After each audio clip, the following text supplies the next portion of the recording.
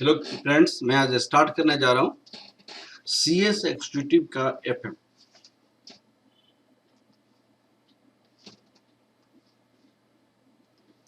चलिए स्टार्ट करते हैं। CS executive FM financial management. हम एमसीक्यू क्वेश्चंस करेंगे स्कैनर का और चैप्टर होगा कॉस्ट ऑफ कैपिटल। चैप्टर कौन सा होगा? Cost of capital. चलिए सबसे पहला क्वेश्चन है आपका। जो क्वेश्चन है देखिएगा, cost of capital of company play an important role in deciding capital structure. सबसे पहला तो हमें ये समझना पड़ा what is the capital structure. Capital structure का मतलब होता है कि जो हम पैसा मार्केट से उठाते हैं, हम इक्विटी के फॉर्म में उठाते हैं, हम प्रेफरेंस के फॉर्म में उठाते हैं, हम लोन डेप्ट के फॉर्म में उठाते हैं, डेप्ट के फॉर्म में उठाते हैं। तो इसकी जो कॉम्बिनेशन होता है, किस फॉर्म में हम पैसा उठाएंगे, उसको कहते हैं कैपिटल स्ट्रक्चर। तो यहाँ पे क्या कहता है, cost of capital important role play करता है कैपिटल स्ट्रक्चर के लिए। हाँ जी, अगर मान लीजिए इक्विटी की पैसा हम रेज करेंगे ज़्यादा तो इक्विटी की कॉस्ट एक्सेस होता है और उसमें कॉस्ट आपका इंक्रीज कर जाएगा। डेप्ट की कॉस्ट लो होता है, डेप्ट की प्रोपोर्शन कम होगा तो कॉस्ट ऑफ कैपिटल कम हो जाएगा। तो एग्जैक्टली ये this play an important role, तो ये आपका ट्रू हो जाएगा। ठीक है। दूसरा क्वेश्चन है which of the following statement is not correct. कौन सा स्टेटमेंट आपका करेक्ट नहीं है? अब देखिएगा, लॉन्ग टर्म फंड्स के लिए सारे बात कर। लॉन्ग टर्म फंड्स किसे कहा जाता है? हम इसे लॉन्ग टर्म फंड्स कहते हैं। लॉन्ग टर्म फंड्स, हम पैसा डेप्ट से उठाते हैं, प्रेफरेंस से उठाते हैं, इक्विटी से उठाते हैं, इसको कहते हैं लॉन्ग टर्म फंड्स। हम विद इन अ ईयर हम वापस नहीं करते हैं, लंबे टाइम के लिए पैसा उठाते हैं। और इसका जो पैसा जब हम उठाते हैं, हम क्या करते हैं, फिक्स एसेट्स के लिए हम उठाते हैं, फिक्स एसेट्स के लिए उठाते हैं। Permanent working capital, permanent working capital, permanent working capital का मतलब ऐसा वर्किंग कैपिटल आपकी बिजनेस ऑर्गेनाइजेशन का जो ईच एंड एवरी मोमेंट में आपके पास होता है, उसको कहते हैं परमानेंट वर्किंग कैपिटल। इसके लिए हम पैसा उठाते हैं। ठीक है। हमारी नए प्रोजेक्ट के लिए पैसा उठाते हैं, एक्सपांशन के लिए पैसा उठाते हैं। ठीक है ना। हम पैसे शॉर्ट टर्म के लिए नहीं उठाते हैं, ये शॉर्ट टर्म फाइनेंस के लिए यहाँ से पैसा नहीं उठाते, शॉर्ट टर्म के लिए पैसा नहीं उठाते। तो यहाँ पे क्या लिखा हुआ है, long term finance involve financing for the fix assets, ये करेक्ट है। लेकिन यहाँ पे पूछा है नॉट करेक्ट। फिर दूसरा बोला है long long term finance obtain from capital market. हाँ जी, ये जो पैसा उठाते हैं कैपिटल मार्केट से इशू करते हैं, इक्विटी, प्रेफरेंस और डेब्ट। ठीक है, ये भी आपका करेक्ट है। लेकिन आपसे पूछा है not correct. Long term sources of finance have a short term impact on business. Short term impact ये आपको बिजनेस के शॉर्ट टर्म के इम्पैक्ट के लिए नहीं होता है, इसलिए गलत है। तो यहाँ पे क्या आंसर हो जाएगा? नॉट करेक्ट, ये वाला हो जाएगा। ठीक है, ये स्टेटमेंट गलत है। Long term finance is use for the big project, बड़े बड़े प्रोजेक्ट के लिए यूज किया जाता है, एक्सपांशन के लिए यूज किया जाता है, इंक्रीजिंग प्रोडक्ट एंड फंक्शन के लिए यूज किया जाता है। ठीक है ना। चलिए, तो ये सी पार्ट आपका आंसर हो जाएगा। फिर दूसरा, purpose of long term finance, तो फिक्स एसेट्स परचेज करने के लिए करते हैं, वर्किंग कैपिटल परचेज करने के लिए करते हैं, ग्रोथ एक्सपांशन के लिए करते हैं। एग्जैक्टली ये सारी काम के लिए हम लंबे पीरियड के लिए पैसा मार्केट से उठाते हैं। तो इसका आंसर क्या हो जाएगा? डी हो जाएगा, ऑल ऑफ द अबव। दूसरी, factor determining the long term finance needs a company includes. कौन कौन सा फैक्टर्स है जो लॉन्ग टर्म फाइनेंस की नीड करता है? तो देखिएगा, नेचर ऑफ बिजनेस, बिजनेस का नेचर कैसा है। अब देखिएगा, बिजनेस का नेचर का मतलब हुआ, अगर कोई आपका प्रोडक्शन वाला, प्रोडक्शन की इंडस्ट्रीज है, बिजनेस है, तो आपका ह्यूज कैपिटल की रिक्वायरमेंट होती है। कोई सीएस की प्रैक्टिस करता है तो इसमें आपको बहुत मिनिमम कॉस्ट की कैपिटल की आवश्यकता होती है। तो नेचर ऑफ बिजनेस पे आपको कंपनी की लॉन्ग टर्म फाइनेंस की आवश्यकता होती है। नेचर ऑफ गुड्स, प्रोड्यूस कौन कर रहा है, क्या आप कर रहे हैं। कोई एरोप्लेन बनाता है तो उसके लिए बहुत ज़्यादा लॉन्ग टर्म फंड्स की आवश्यकता होती है। कोई कप बनाता है, उसके लिए बहुत छोटा सा पैसे की आवश्यकता होती है। ठीक है, टेक्नोलॉजी, आप बहुत बड़े बड़े टेक्नोलॉजी यूज करते हैं तो आपके लिए ह्यूज लॉन्ग टर्म कैपिटल की आवश्यकता होती है। आप छोटे कंप्यूटर आप यूज प्रोडक्ट बना कंप्यूटर से आप काम करना चाहते हैं तो उसके लिए आप कम कैपिटल की आवश्यकता होती है। तो दीज ऑल ऑफ ऑल का आपको इसमें आंसर हो जाएगा डी पार्ट, 4 का डी पार्ट आंसर हो जाएगा। ठीक है, नेक्स्ट क्वेश्चन है sources of long term finance. कौन कौन सा सोर्स होगा? ओनर कैपिटल होगा जो इक्विटी का होगा, बोरोड कैपिटल होगा जो डेब्ट होगा। तो ये दो सोर्सेज है, बोथ ये और दिस।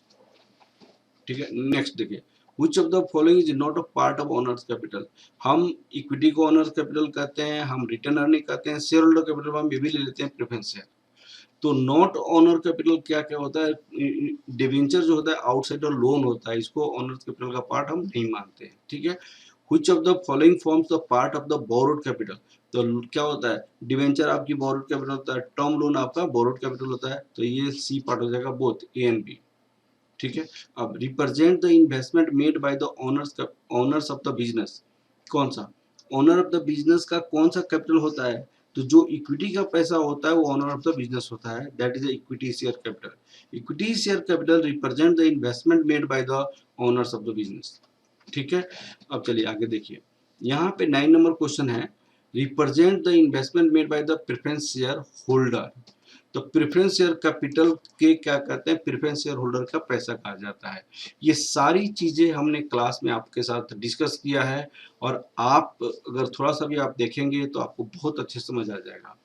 यहाँ पे preference share over the payment of dividend, ये आपका इंजॉय, प्रेफरेंस शेयर कैसे इंजॉय करता है? Preference share capital, preference share capital को क्या मिलता है? प्रेफरेंस शेयर कैपिटल को प्रेफरेंस डिविडेंड मिलता है। तो preference share enjoy over the payment of dividend. ठीक है, अब नेक्स्ट देखिएगा, यहाँ पे represent the earning not distributed to the share holder.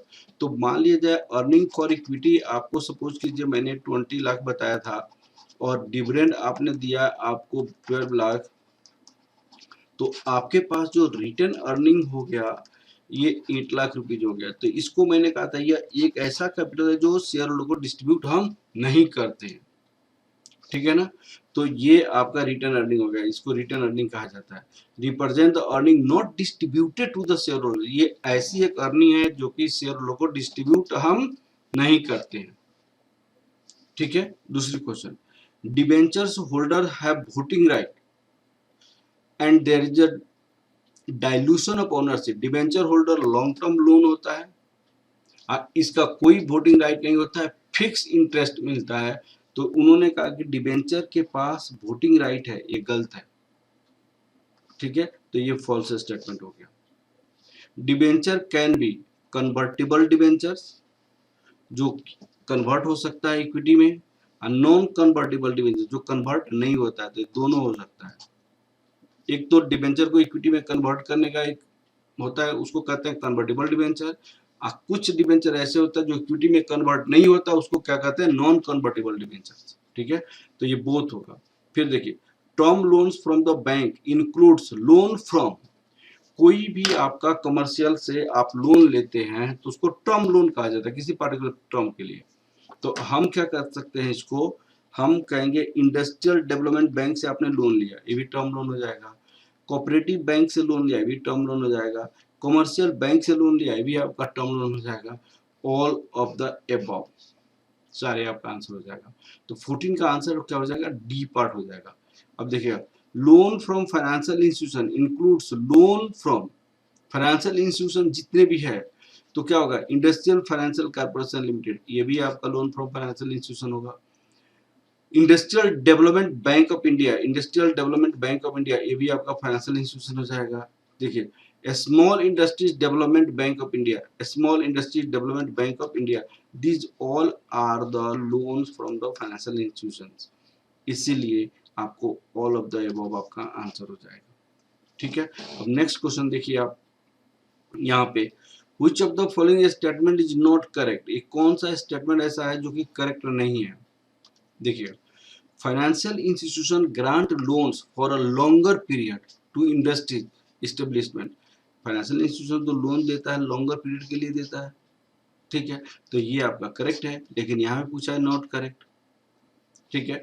Financial institution grants loan to the help the establishment of business units that require a small amounts of fund. Small amounts of funds में financial institution आपको loan नहीं देता, वो लंबे period के लिए देता है, ज्यादा पैसा देता है, करोड़ में पैसा देता है।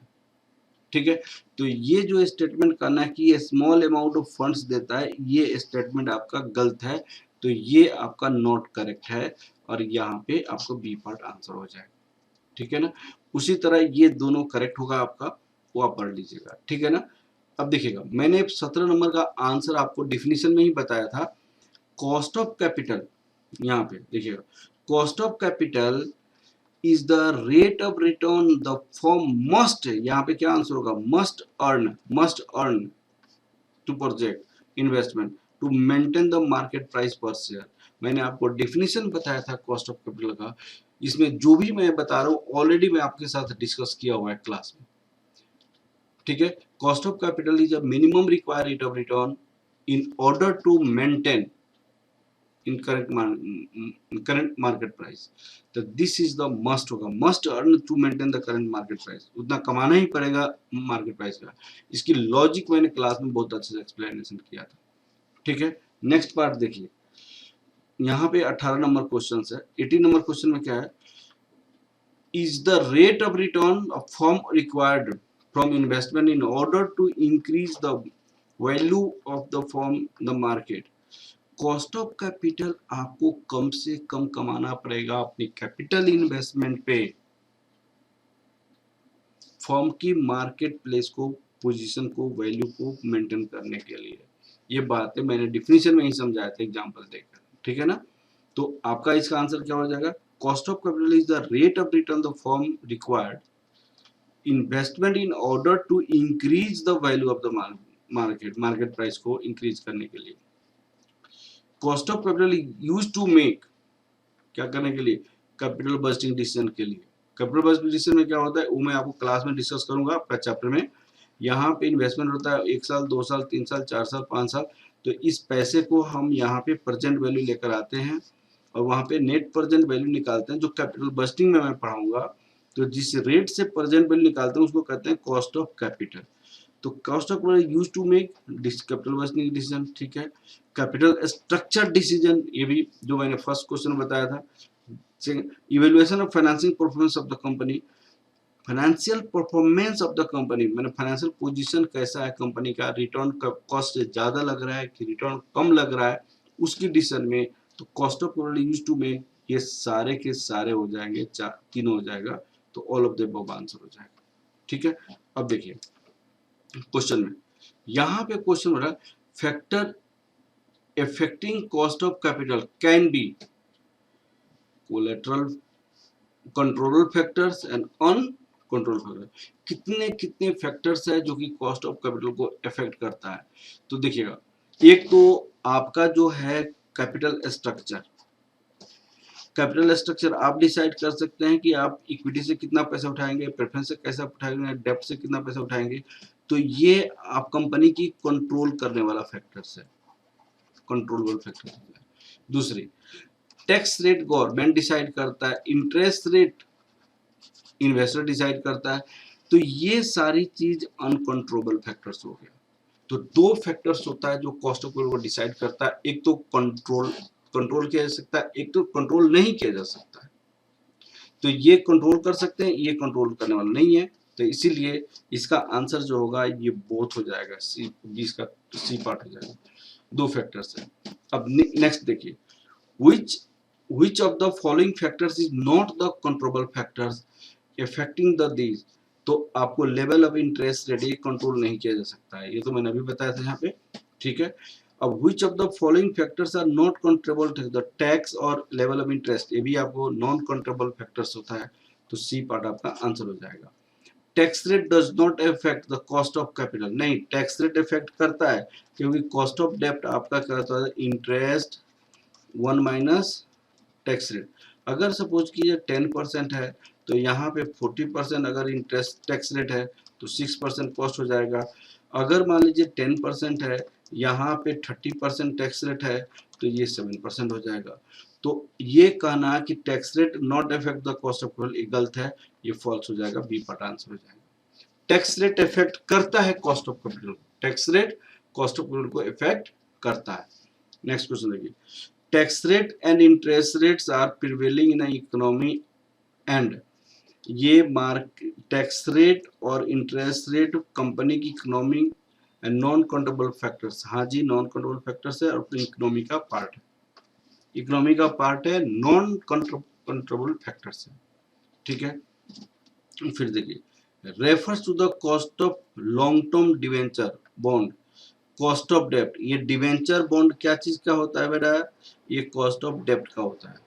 तो कॉस्ट ऑफ डेप्ट refers to the cost of long term debenture bond, cost of डेप्ट refers to the cost of long term debenture bond, ये बी पार्ट आंसर है, ठीक है। अब आगे बढ़ते हैं, यहाँ पे बी पार्ट तक हमने कर लिया। अब 27 देखिए, कॉस्ट ऑफ डेप्ट इज कैलकुलेटेड आफ्टर टैक्स, मैंने कॉस्ट ऑफ डेप्ट को मैंने बताया था interest rate 1 minus tax rate, ये चीजें मैंने बताई थी आपको, तो आफ्टर टैक्स कैलकुलेट की जाती है, ठीक है। अब देखिएगा, इफ द कॉस्ट ऑफ डेप्ट for the away energy is 10% effective rate and it's a tax rate 40%, तो क्या होगा, कॉस्ट ऑफ डेप्ट का ये फॉर्मूला, इंटरेस्ट रेट आपको 10% है और आपको 40% टैक्स रेट है, तो 0.4, तो ये क्या हो जाएगा 6%, तो ये आपका आंसर हो जाएगा। 29 नंबर क्वेश्चन देखते हैं, इफ द फॉर्म ऑफ डेप्ट for the railway service 15% and tax rate 20%, तो कॉस्ट ऑफ डेप्ट का फॉर्मूला इस केस में कितना हो जाएगा, के डी 15%, 1 माइनस 0.20, तो 15% इंटू 0.8 आपका 12% हो जाएगा, तो बी पार्ट आंसर हो जाएगा। 30 नंबर क्वेश्चन देखते हैं, 30 नंबर क्वेश्चन में क्या है, ये 29 का था, ये 28 का था। अब देखिए, Jern and company sells a new issue of 6% irredeemable debentures 1 lakh and realize the full face value ₹100, face value आपको कोई फ्लोटिंग कॉस्ट नहीं है, कोई ब्रोकरेज नहीं है, कोई आपका डिस्काउंट प्रीमियम नहीं है, the company falls 40% tax bracket and debentures are realized on the issue, तो ये आपका 30 का आंसर कितना था, केडी का हो जाएगा। वही interest rate 1 minus tax rate, तो 6% इंटू 1 माइनस 0.40, तो 6% इंटू 0.60 दैट इक्वल टू 3.6%, तो ये आपका आंसर हो जाएगा, ठीक है। अब 31 का देख लीजिए, 31 में क्या है, Classic Industries sells a new issue of 8% irredeemable debentures to raise ₹1 lakh. The full face value is real. The company has the tax bracket is इतना, तो इसका भी आपका इंटरेस्ट रेट दिया हुआ है, टैक्स रेट दिया हुआ है, कोई फ्लोटिंग कॉस्ट नहीं, कोई ब्रोकरेज नहीं, तो इसमें भी आंसर आपका कितना हो जाएगा। कभी भी जबकि फ्लोटिंग कॉस्ट कुछ नहीं दिया है, तो आप डायरेक्ट आप interest rate 1 minus tax rate आप लिख देते हैं, तो दैट इज 8% इंटू 1 माइनस 0.20, तो 8% इंटू 0.80 दैट इक्वल टू 6.4%, ये सी पार्ट आपका आंसर हो जाएगा, ठीक है। अब क्वेश्चन देखिए आपको 32 नंबर क्वेश्चन, 32 नंबर क्वेश्चन में क्या है, Jern and company sells the new feature 6%, 1000 redeemable irredeemable debenture, वो 100 फेस वैल्यू उसकी 100 है एंड 10% प्रीमियम पे इशू किया गया, द कंपनी 40% टैक्स ब्रैकेट, तो find the cost of capital. तो कॉस्ट ऑफ डेप्ट का एक फॉर्मूला होता है interest net proceed 1 minus tax rate into 100। अब देखिएगा, इंटरेस्ट आपकी 6% फेस वैल्यू पे, 100 पे 6%, तो 6 हो जाएगा। नेट प्रोसीड कितना हो जाएगा, यहाँ पे 10% प्रीमियम पे इशू किया गया, तो 600 plus 6 1 10% premium, 100 plus 10 100 plus 10 1 minus 0.40, तो ये आंसर हो जाएगा 6 डिवाइडेड बाई 110 इंटू 0.60 इंटू 100, ये आपका आंसर हो जाएगा। तो कितना हो जाएगा 6 डिवाइडेड बाई 110 इंटू 0.6 आपको 3 पॉइंट इतना इंटू 100 3.27 यहाँ पे आंसर आ जाएगा 3.27। तो ये 32 नंबर क्वेश्चन था।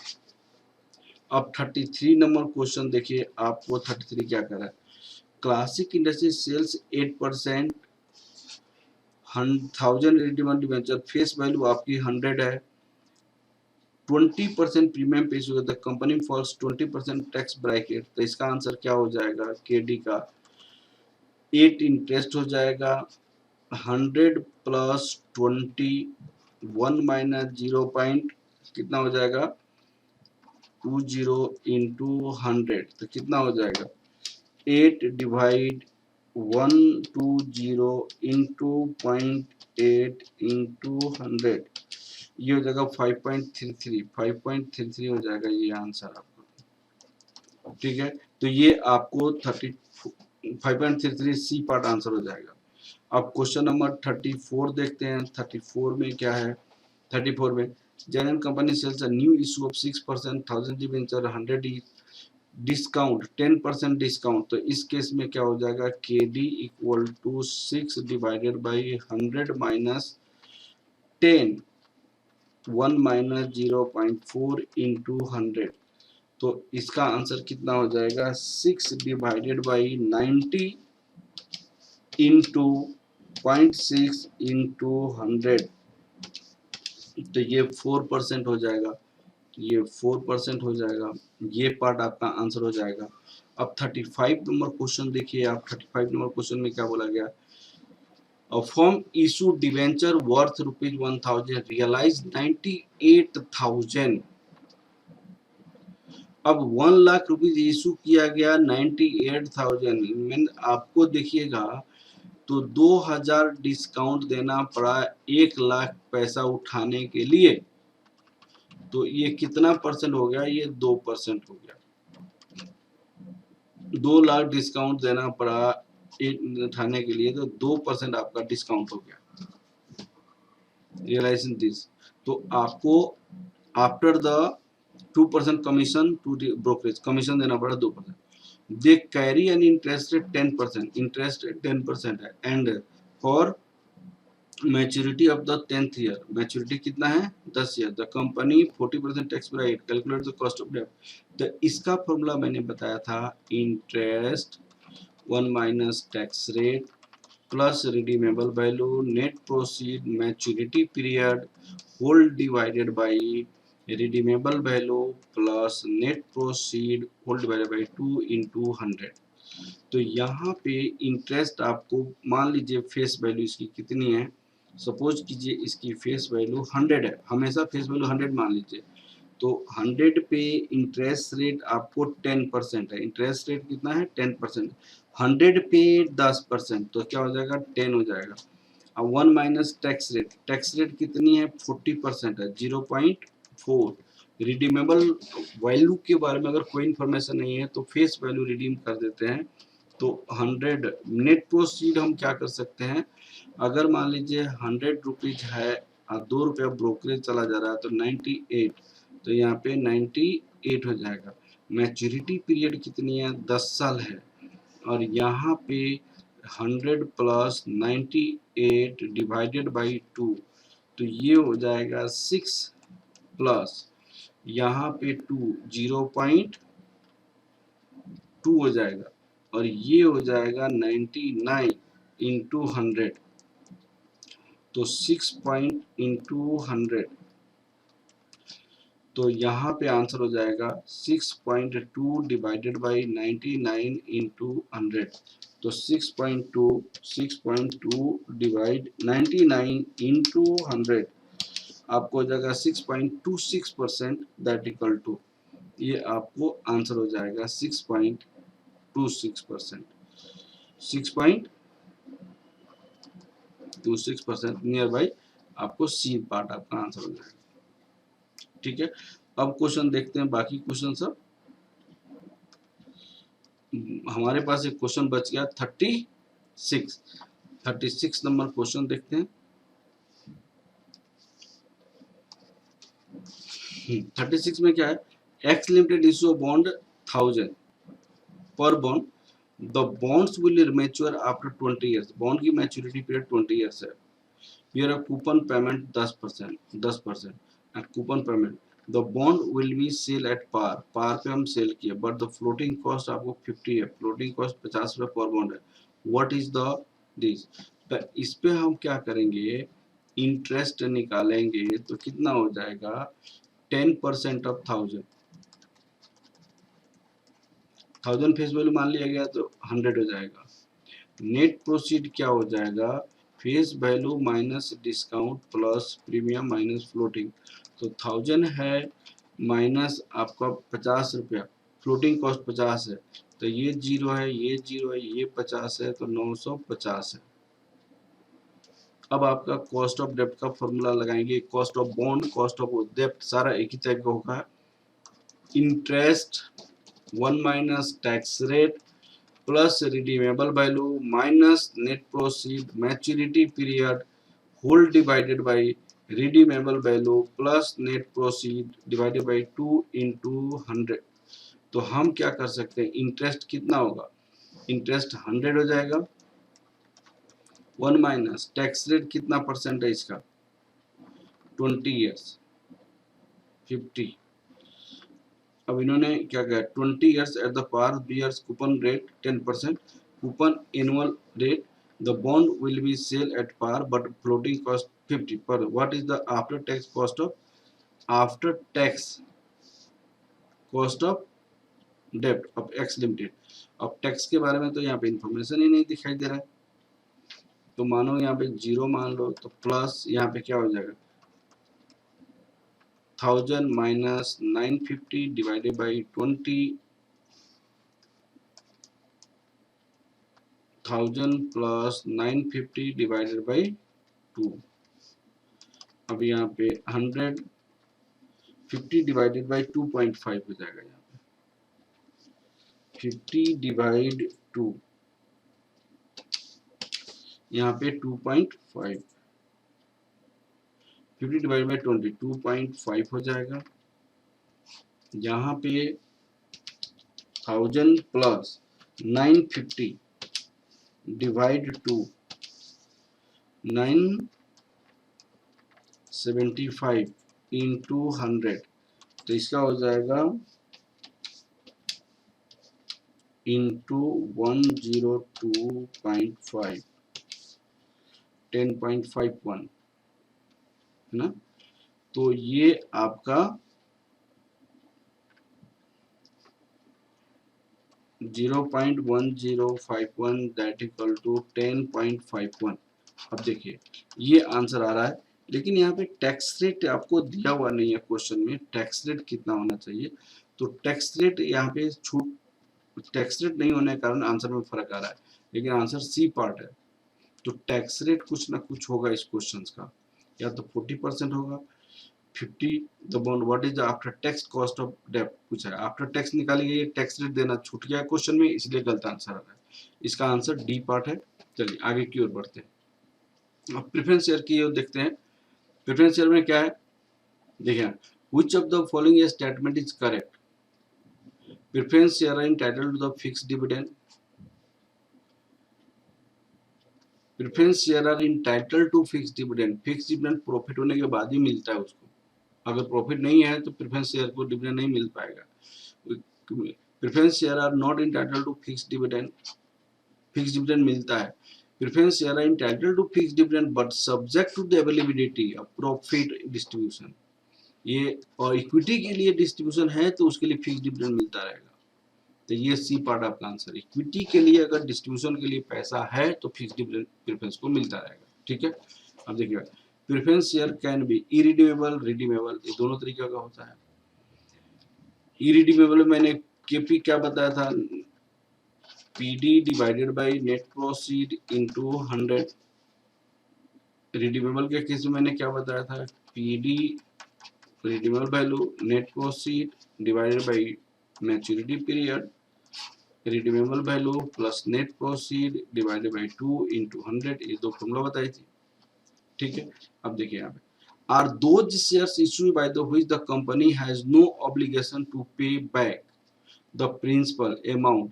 जब आपको रिडीमेबल का कोई प्रावधान नहीं है तो उसको क्या कहते हैं, ई रिडीमेबल कहा जाता है, ई रिडीमेबल। तो इसका ये पार्ट है, are those share issue by the which the company has no obligation, कोई obligation, no obligation to pay back the principal amount of the shares during the lifetime. तो इसका लिए आपको क्या होगा, इरिडीमेबल प्रेफरेंस शेयर होगा, ठीक है। अब फिर देखिए आगे, are those share which dividends are get accumulated. जब डिविडेंड आप जो नहीं देंगे एक्युमुलेट करता जाएगा, उसको एक्युमुलेटेड क्यूमुलेटिव प्रेफरेंस शेयर कहा जाता है, उसको क्यूमुलेटिव प्रेफरेंस शेयर कहा जाता है, ठीक है ना। अब क्वेश्चन नंबर 41 देखते हैं।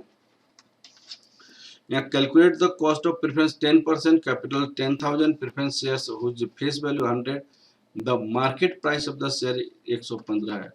तो केपी इक्वल टू ये वाला फॉर्मूला होता है, नॉन प्रीफुल का है।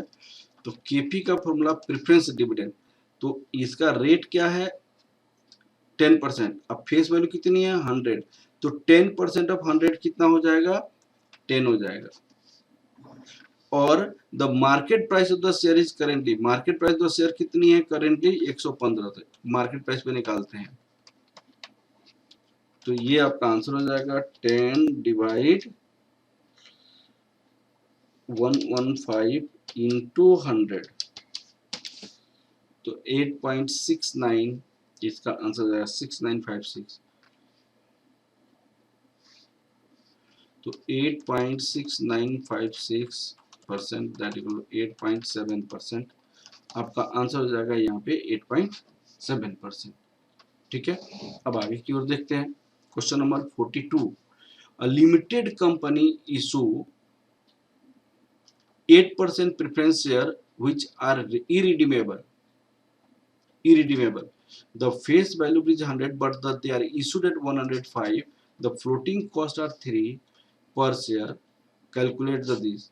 तो यहाँ पे केपी का फॉर्मूला जो होता है preference dividend net proceed into 100। Net proceed में हम क्या लिखते हैं, face value minus discount plus premium minus floating cost.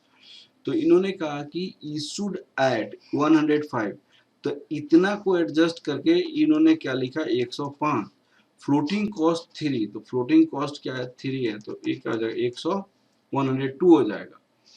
Face value आपका 100 है, इंटरेस्ट प्रेफरेंस डिविडेंड का रेट 8% है, तो ये हो जाएगा आपको यहाँ पे 8 divided by 102 into 100, 8 divided by 102 into 100, ये आ जाएगा 7.84, ये आपका आंसर कितना हो जाएगा 7.84, तो यहाँ पे आंसर हो जाएगा 7.84, तो ये डी पार्ट आपका आंसर हो जाएगा। ये 42 नंबर था।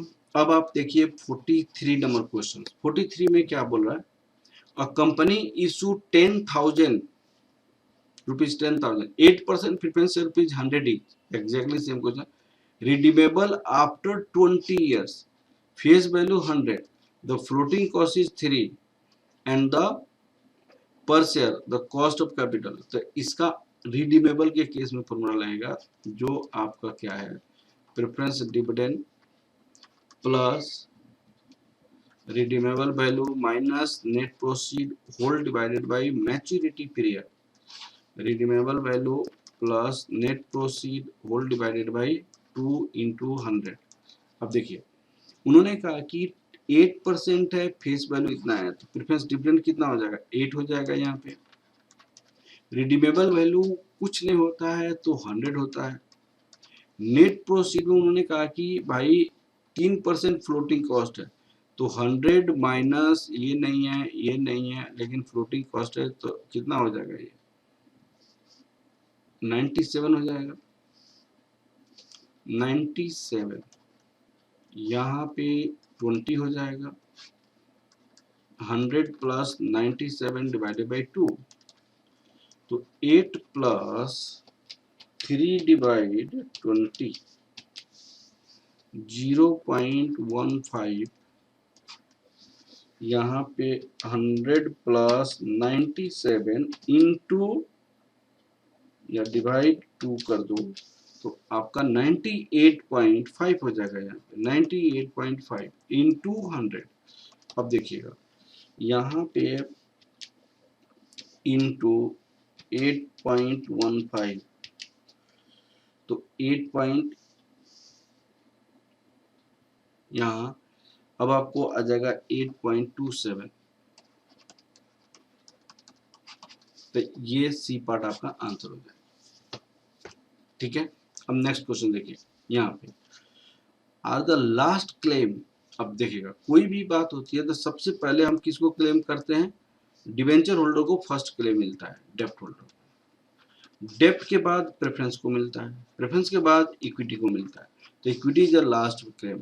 The equity share holder is the last Clement on the profit of the company. Equity share को लास्ट क्लेम मिलता है। ठीक है, फिर देखिए is the minimum rate of return on the company must earn to equity finance its investment in order to maintain some market price equity को देने के लिए इक्विटी का कॉस्ट ऑफ इक्विटी का डिफिनेशन हो गया कॉस्ट ऑफ इक्विटी का कि कम से कम उतना तो कमाना ही चाहिए ताकि इक्विटी शेयर होल्डर का जो फ्लोटिंग शेयर होल्डर्स हैं उनको पैसा जितना नीड है उतना मिल जाए, नहीं तो अपना शेयर को बेचेगा, बेच के बाहर जाएगा तो आपकी मार्केट प्राइस डिक्रीज कर जाएगा। तो ये हो जाएगा cost of equity K E equal to R F plus B this, ये माइनस होता है this capital asset pricing model जो क्लास में हमने डिस्कस किया हुआ। ठीक है ना, तो इस तरह हमने आपको ये सारी क्वेश्चंस कराया। बाकी क्वेश्चन जो है नेक्स्ट क्लास में हम डिस्कस करेंगे। ओके, थैंक यू क्लास, इसको बहुत अच्छे से आप कीजिए। बाकी आपका इस तरह का क्वेश्चन खाएंगे नेक्स्ट क्लासेस में। Okay, thank you.